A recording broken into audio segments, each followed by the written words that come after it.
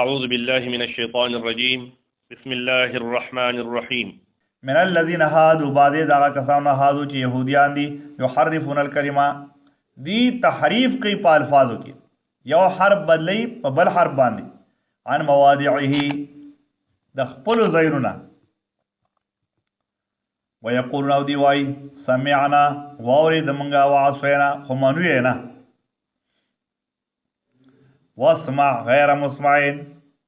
واسمع او واورا غیر مسمعين نه اوریدلی شوي دې اسمع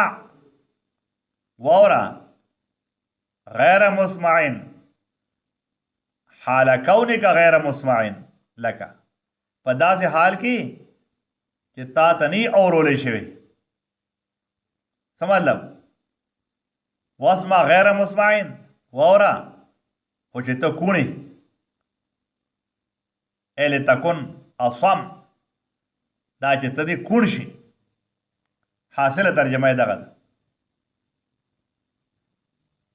لکه پښتو کې مو واورا خدای دې کون کا دا د یهود با پیغمبر علیه الصلاۃ والسلام بارک وراعنا او لفظ دراعنا وای خو څنګه وای لیم بالسنتهم په اړولو په بدلولو د جبو خپل سره نو راعنا لفظ معنا د انظرنا مونږ ته وګوره نو دی آرامیانو بسوي راعینا دی عین دې ته به ولاړ زیر ورکو یا به سره یې پیدا کړ راعینا پیغمبر علیه السلام به یادو دا زمونږه نعوذ بالله دې لفظي معنا هدا چې مونږ ته وګوره خودی جو راعینا معنی دا څنګه شپان کې دی راعی بیا شپان کې ته وي ګړې به دې چې سره وطعنا فی الدین او الزام لګول په دین کې ولو انهم قالوا کجردی دا سی ویلې سمعنا موږ واورېد واطعنا موږ خبر ومنله واسمع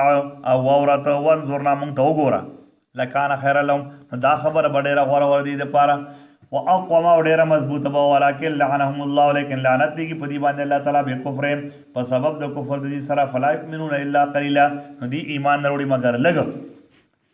دې لګ کسان هغه ایمان وروړي یا ایه الذین آمنوا یا ایه الذین اوتوا الکتاب ای هغه کسانو چې ورکړی شوی د ورته کتاب آمنو ایمان وروړي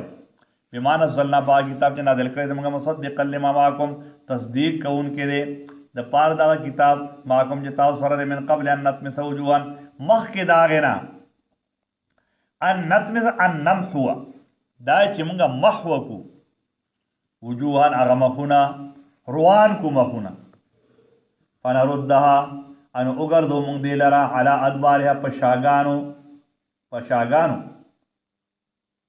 هغه شاګانو خپلو ته نو دا مطلب دا شو چې دا بالکل یو تخته بشي دا سټ ورځ د قیامت د دې کافرو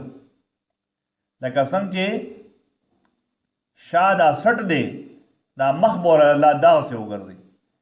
مخ بول روان او نلعنهم او یا به مونږه لعنت اورېږو په دې باندې یعنې سبا وکړو مونږه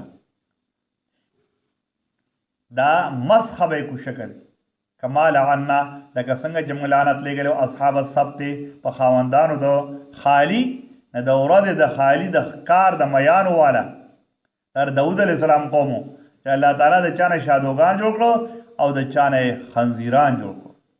د مشرانو له ولا خنزیران جوړ کړو او د کشرانو نه شادوغان جوړ کړو نو په ورځ د قیامت به سر دا د چلو کو الله تعالی فرمایي په لعنت به مو وکان امر الله مفعولا او دې امر د الله تعالی مفعولا کړی شوی په علم د الله تعالی کې یا دې کار د الله تعالی مفعولا قابل د کېدو دې سره دغه کار په کار دی ان الله بشک الله تعالی لا یغفر نبغي ان یشرک به چې شریک وګرځول شي د الله تعالی سره ويغفر ما دون ذلك او بخیر الله تعالی سیوار دینا لمن یشاء د پاره دغه چې د الله خو هي نو الله ګناه کبیره معاف کوي او شرک نه معاف کوي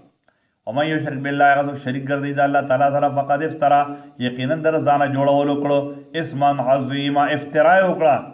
د ځان یې جوړول وکړو اسما عظیما د ګناه لوی الم تر ایت نه ګورې الذین هغه کسانو ته یزکون انفسهم چې دی پاک ځان پاک حسابوي یزکون چې دی پاکي یعنی پاک حسابوي انفسهم خپل ځان بل الله یزکی بلکې الله تعالی پاکي من هغه څوک چې شاو چې د الله په خوږي ولا یظلمون فتیلا او ظلم به ونه کړي شي په دې باندې فتیلان په اندازه د فتیل فتیل څه ته وایي د دې کجوري د اډوکي د پاسه داسې نری غونده پوستکي دومره ظلم به پې الله ونه کړي نو انظر وګوره کیف یفترون څرنګې جوړئ علی الله الکذب په الله باندې دروغ دا یهود نصارا او دا کفار مشرکین په الله څنګه دروغ جوړي وکفا به اسما مبینا او کافی دی په ده باندې دغه ګناه ښکاره در پاره د دې کافر د پاره دا ګناه ښکاره ګناه دا ورله کافي دی